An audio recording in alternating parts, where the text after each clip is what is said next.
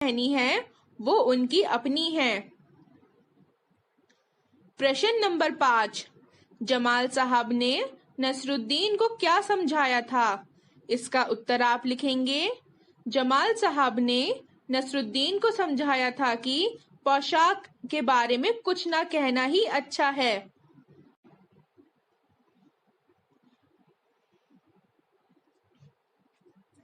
अब हम करेंगे तुम्हारी बात। नसरुद्दीन और जमाल साहब बन ठन कर घूमने के लिए निकले। प्रश्न नंबर का, तुम बन ठन कर कहां कहां जाते हो? बच्चों, इन प्रश्नों के उत्तर आप खुद से भी लिख सकते हैं। यहाँ पर इन प्रश्नों के उत्तर मैंने लिखे हैं। मैं बन ठन कर अपने दोस्तों के जन्मदिन की पार्टी में और अपने रिश्तेदारों के घर जाता हूँ। प्रश्न नंबर खा, तुम किस किस तरह से बनते ठनते हो?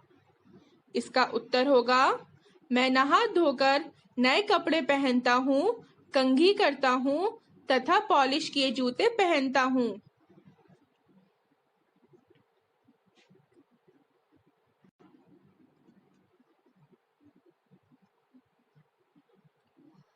अब हम करेंगे तुम्हारी समझ से।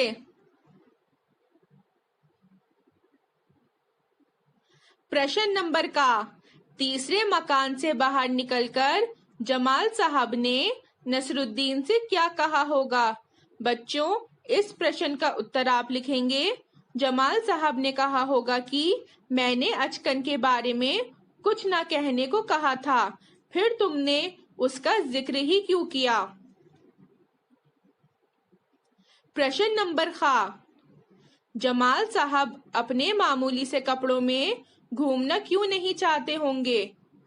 इसका उत्तर होगा, जमाल साहब मामूली से कपड़ों में घूमते तो लोग कहते कि उनके पास अच्छे कपड़े नहीं हैं, इसलिए जमाल साहब अपने मामूली से कपड़ों में घूमना नहीं जाना चाहते होंगे।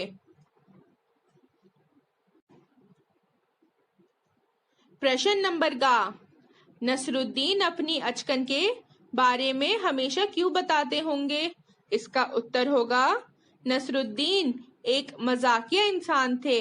वह अपने दोस्त से मजाक करने के लिए अपनी अचकन के बारे में हमेशा बताते होंगे।